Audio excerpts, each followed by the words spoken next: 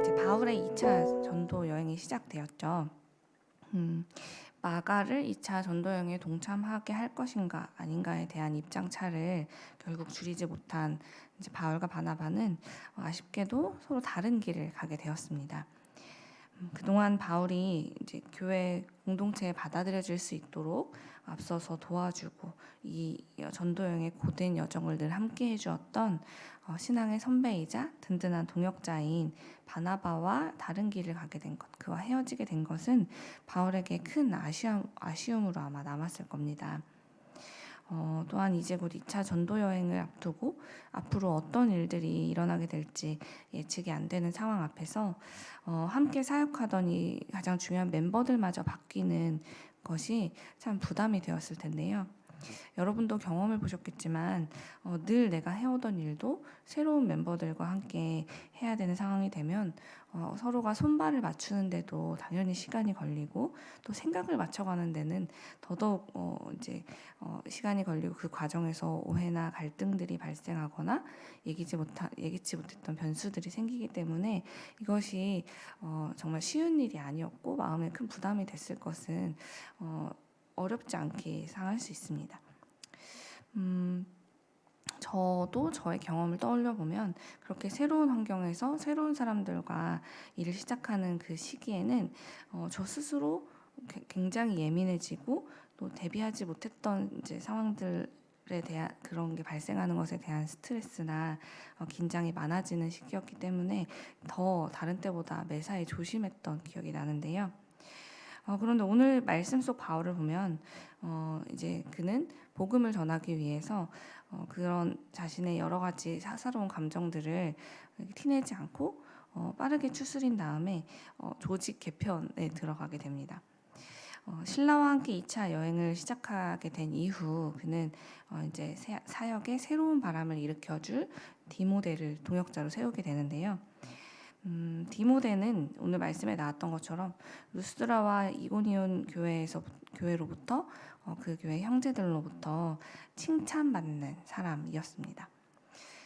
이미 그의 믿음과 성품은 뭐 검증해 볼 필요도 없을 정도로 많은 사람들로부터 인정받는 검증된 인재였고 또 그의 아버지가 헬라인이기까지 해서 그동안 이방인들에게 구원의 기쁜 소식을 전하는 일에 앞장섰던 이 바울의 일행에게 디모데의 합류는 헬라인들에게 다가가기에 아주 큰 장점으로 작용할 수밖에 없었죠. 이뿐만 아니라 디모데는 어머니가 유대인이어서 유대인들에게까지 복음을 전할 자격을 갖춘 사람이기도 했습니다.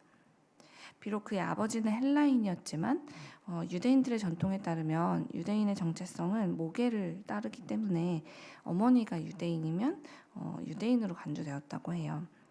따라서 디모데는 이 바울의 팀에 존재하는 것만으로도 유대인의 장벽과 그리고 또 이방인의 장벽 모두를 다 뛰어넘어서 복음을 전하는 데 가장 적합한 동역자였죠.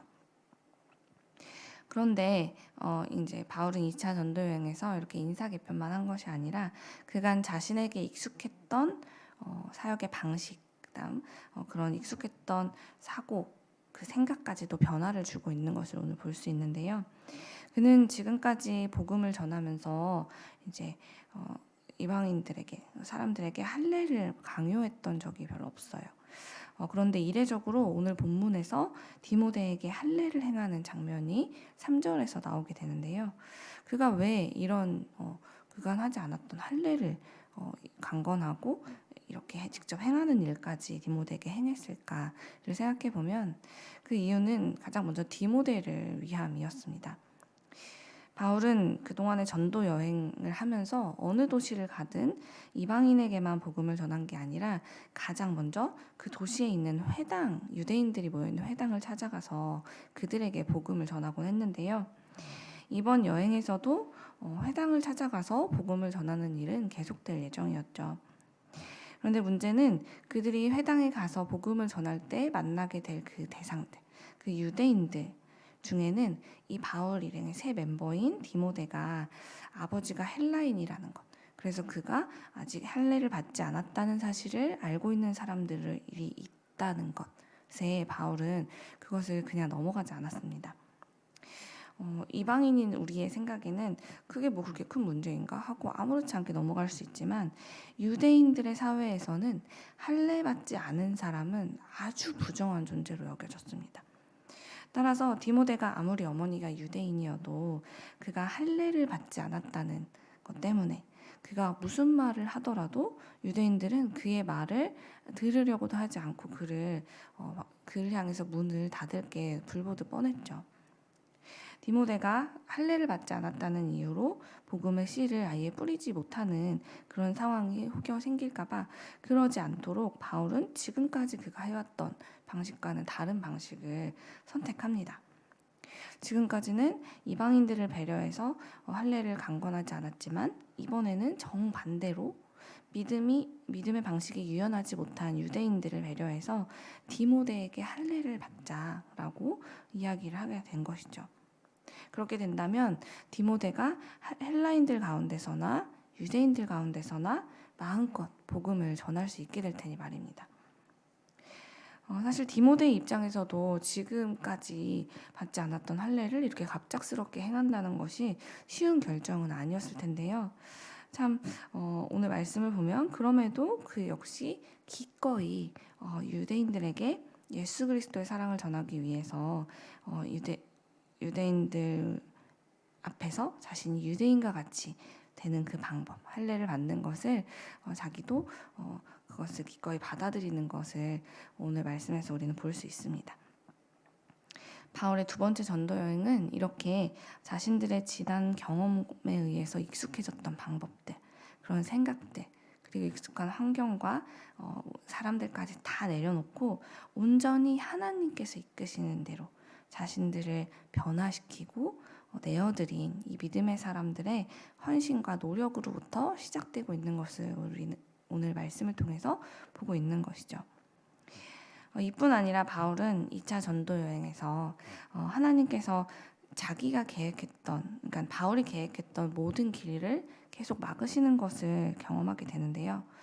첫 번째로는 아시아에서 복음을 전하려다가 성령님께서 그것을 막으시는 경험을 하게 되고, 두 번째로는 무시아 앞에서 비두니아로 향하던 계획을 또 막으시는 일을 경험하게 됩니다. 대신 성령 하나님께서는 바울의 계획 대신에 마케도니아로 가서 그곳에서 복음을 전하라고 인도하시는 것을 오늘 우리는 보았죠. 그러자 바울이 어떻게 반응했습니까? 바울이 자신의 계획을 2번이나 막으시고 자기가 나름 굉장히 열심히 짰던 그 계획대로 되는 것이 하나도 이루어지지 않는 그 상황 앞에서 그가 짜증을 내거나 불평을 했습니까? 그러지 않았죠. 그는 자신이 지금 하고 있는 이 복음을 전하는 사역, 이 복음의 전도 사역은 내가 하는 게 아니다. 사람의 의지로 하는 게 아니라 오직 성령님의 뜻대로, 그리고 그분의 인도하심을 따라야 하는 일이라는 것을 늘 기억하면서 그것을 가장 사역의 우선순위에 두고 걸어가고 있음을 우리는 볼 수 있습니다. 그래서 성령님께서 지금 내가 아무리 열심히 정성껏 준비한 계획이라도 이것을 막으실 때는 반드시 내 생각보다 크고 더 선하신 주님의 뜻이 거기에 있을 거야 라는 그 믿음을 가지고 있었기 때문에 그는 주님이 막으실 때 곧장 그대로 유연하게 주의 뜻대로 자신의 방향을 바꿀 수 있었죠. 이런 믿음, 주님이 항상 오르시고 주님의 뜻이라면 나는 언제든지 그분의 뜻을 따라갈 거야 라는 그 믿음을 가지고 지금까지 훈련되어 온 바울은, 그래서 바나바와 헤어졌을 때에도 그리고 아시아의 전도의 문이 눈앞에서 막혔을 때에도 그는 흔들리거나 주저하지 않았습니다. 오히려 적극적으로 새로운 동역자를 얻고 그를 세우기 위해서 힘썼고, 기도하면서 성령님의 인도하심을 구했고, 그렇게 하나님께서 환상을 통해 그 길을 열어주시게 될 때는 즉각 순종하는 모습으로 서 있는 것을 오늘 말씀을 통해 우리는 확인할 수 있죠. 오늘 말씀을 통해 우리는 때때로 우리 앞에 우리가 준비하고 또 우리가 예상했던 그 계획들, 그 길들이 막히는 경험을 했을 때조차도 그것은 완전 우리의 길을 하나님께서 막으시는 게 아니라 하나님이 더 좋은 길을 열고 계신다는 것을 우리에게 오늘 알려준다는 걸 깨달을 수 있습니다. 그러니 사랑하는 여러분, 혹시 우리 앞에 내가 계획했던 일들이 전혀 다른 길로 틀어지게 되고 내가 정말 의지하고 사랑했던 사람들이 다 나를 갑자기 떠나는 상황이 생길지라도 두려워하거나 낙심하여 포기하지 마십시오. 하나님께서 예비하신 새로운 만남, 또 새로운 뜻, 새로운 길이 반드시 우리 앞에 마련되어 있습니다. 지금은 나에게 낯설게 느껴질지 몰라도 하나님께서 예비하신 이 길은 내가 준비한 길보다 훨씬 더 완전하고 더 새롭고 아름다운 길임을 우리가 신뢰하면서 하나님을 더욱 이 기회를 통해 지금은 막힌 것처럼 보이는 이 기회를 통해서 더 넓은 더 깊은 길을 우리를 인도하시는 주님의 뜻을 깨닫고 그렇게 주님의 사랑을 더 깊이 느끼고 알아가는 우리 세상의 빛 이레교회가 되기를 간절히 소망합니다.